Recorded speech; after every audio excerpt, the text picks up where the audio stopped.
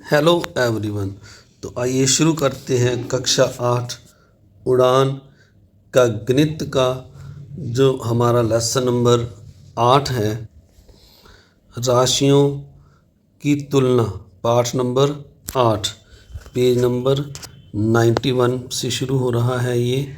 तो वीडियो शुरू करने से पहले प्यारे बच्चों वही रिक्वेस्ट आपसे द्वारा कि इस वीडियो में जो सम है उनको आपने तभी देखना है जब आपको कोई सम ना आए। पहले आपने खुद इन सम को, सवालों को निकाल कर देखना है। तो आइए शुरू करते हैं। पहले है गतिविधि नंबर 1। तो यहाँ लिखा हुआ है, इसमें रमेश प्रतिदिन औसतन 150 लीटर पानी का प्रयोग करता है।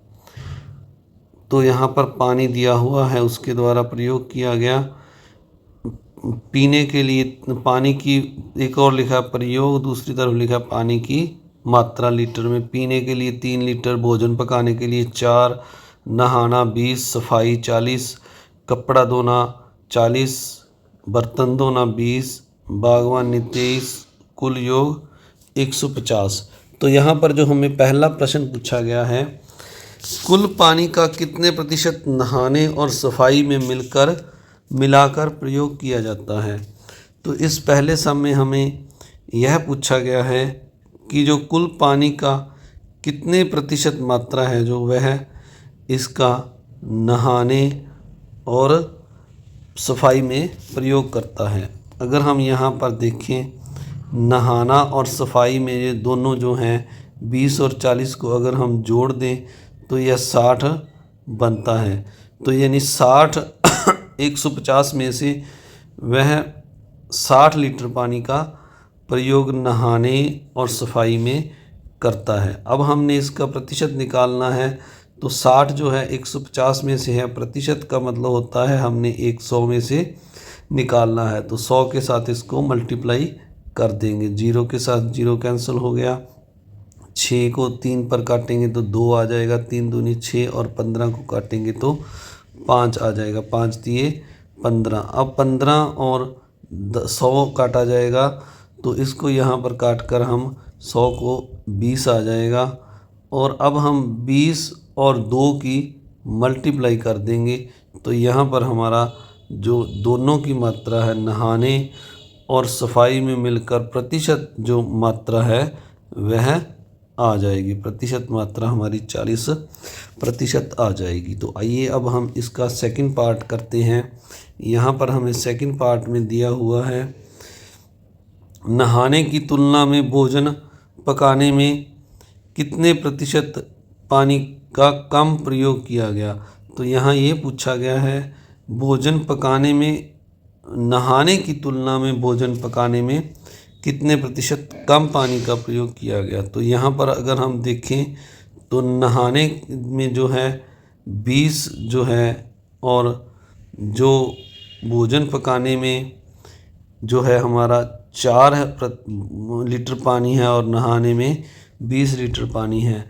तो अगर हम यहाँ पर इसकी कमी की बात करें तो कमी जो है हमारी कितनी हो रही है, 20 माइनस 4। तो 20 में से हम 4 माइनस कर देंगे तो 16 लीटर जो पानी है नहाने की तुलना में भोजन पकाने में कम प्रयोग किया गया है। तो अब हमें इसकी प्रतिशत मात्रा पूछी गई है। तो 16 यहाँ पर लिखा है नहाने की तुलना में कितने प्रतिशत कम। तो यहाँ पर हम जो नहाने की तुलना में करना है तो यहाँ पर हम बटा 20 लगाएंगे, ना कि ये जो टोटल है उसमें से हमने निकालना है। 16 बटा 20 गुना 100 करेंगे। अब ये हम इसको काट देंगे पहले की तरह, 0 से 0 कट जाएगा, 2 एकम 2, 8 दूनी 16। तो ये काट कर हमारे पास 10 8 80% जो कमी है वो आ गई है। तो यहाँ पर इसके आगे हम यहाँ लिख सकते हैं प्रतिशत, इसको शॉर्ट में कर देते हैं थोड़ा सा, प्रतिशत का साइन लगाकर प्रतिशत कमी। तो हमारी जो प्रतिशत कमी है वो 80% आ गई है। तो आइए अब जो नेक्स्ट इसका पार्ट है उसको देखते हैं। ये आपको समझ लग गया होगा। तो अब जो है भोजन पीने यहाँ लिखा है पीने, भोजन पकाने और बागवानी में कुल मिलाकर कितने प्रतिशत पानी का प्रयोग हुआ।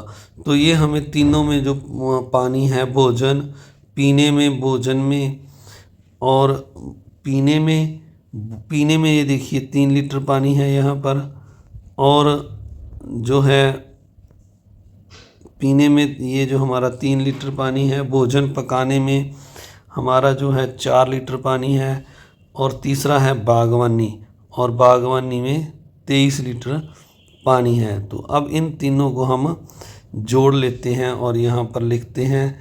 तो ये जो है भोजन, पीने, भोजन पकाने और बागवानी में यहाँ पर हम लिखेंगे कुल, जो इन तीनों में जो कुल पानी की मात्रा का प्रयोग हुआ है वो हम भोजन, और तीनों में जो कुल पानी की मात्रा का प्रयोग हुआ है वो लिखेंगे।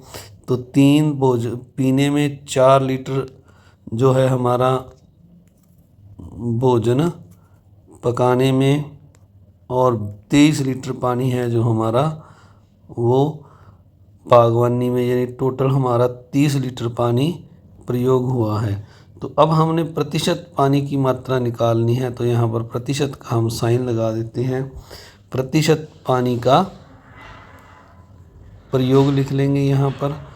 तो प्रतिशत पानी का प्रयोग कैसे निकलेगा, ये जो 30 लीटर है हमने टोटल कितने पानी में से प्रयोग किया है, 150 लीटर कुल पानी में से। अब 100 में से यानी प्रतिशत निकालना है, तो 100 के साथ हम मल्टीप्लाई कर देंगे। ये 0 के साथ 0 कट गई, 3 एकम 3, 5 दिए 15, 5 और 100 कट गया, 5 एकम 5, 5 दूनी 10 और 0 लग गई। तो ये हमारा 20% जो है इन तीनों में पानी का प्रयोग हुआ है, प्रतिशत। तो आइए अब जो अगला सम है उसको देखते हैं जो इससे अलग है। यहाँ पर लिखा हुआ है किसी संख्या का 150 से बढ़कर 162 होना कितने प्रतिशत है। यानी एक संख्या का जो 150 से 162 अगर देखें तो हम इसमें कितनी वृद्धि हो गई है, 162 में से 150 को हम माइनस कर देंगे तो ये 12 इसमें वृद्धि हुई है। तो अब अगर हमें प्रतिशत वृद्धि पूछा गया है तो यहाँ पर हम लिखेंगे प्रतिशत वृद्धि। तो प्रतिशत वृद्धि कैसे निकालेंगे हम, 12, ये जो वृद्धि हुई है हमारी 150 पर हुई है, तो 12/150 लगाएंगे, गुना में हम इसके 100 लगा देंगे।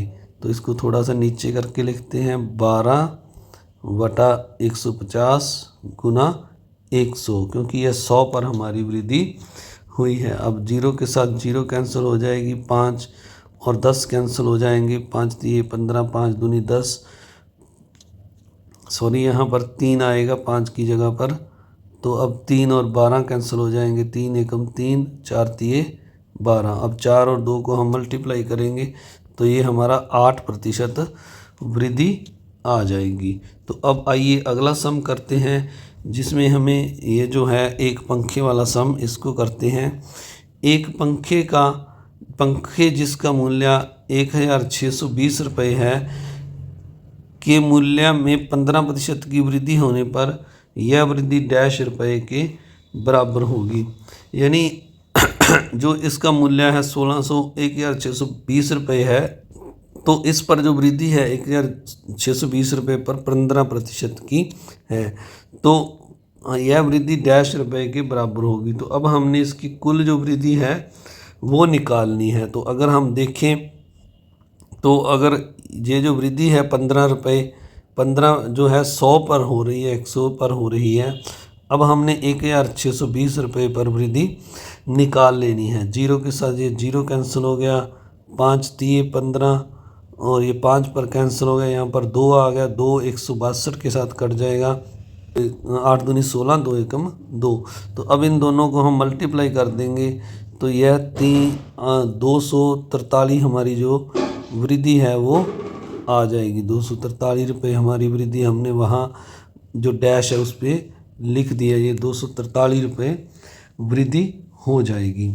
तो अगला सम जो है इसमें लिखा है किसी संख्या 500 संख्या 2500 का कितने प्रतिशत है। तो हम अपने प्रतिशत निकालना है भी यह कितने प्रतिशत है। तो हम क्या करेंगे, 500 है जो, वो हमारा 2500 में से है। अब हमने इसको 100 में से निकालना है, तो 100 के साथ इसको मल्टीप्लाई कर देंगे।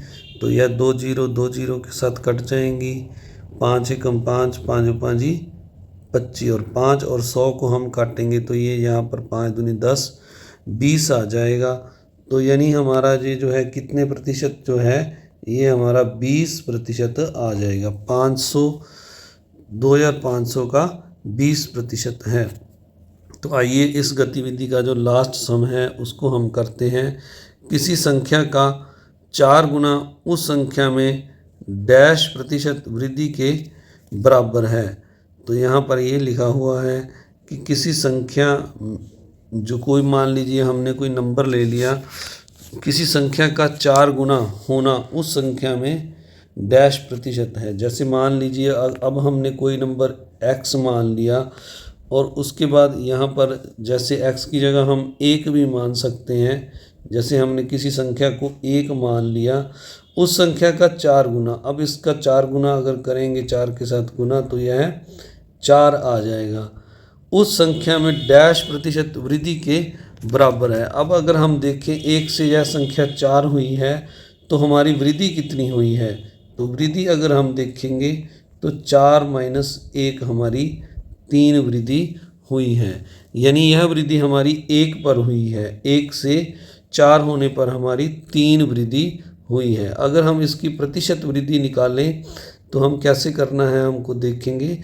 तो जो हमारी 3 वृद्धि है वो 1 पर हुई है। हमने यहाँ पर 3/1 लिखना है। अब हमने 100 में से यानी प्रतिशत निकालना है तो 100 के साथ इसको गुना कर देंगे तो यह हमारा 300% हमारी वृद्धि आ जाएगी।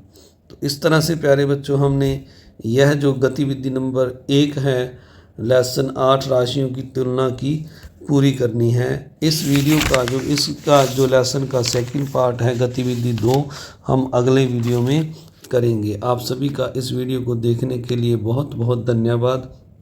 आपने इस वीडियो को ज़्यादा से ज़्यादा लाइक करना है, अपने दोस्तों मित्रों में शेयर करना है ताकि वो भी इस वीडियो का लाभ उठा सकें। और अगर आप चैनल पर नए हैं तो चैनल को सब्सक्राइब करना मत भूलिए।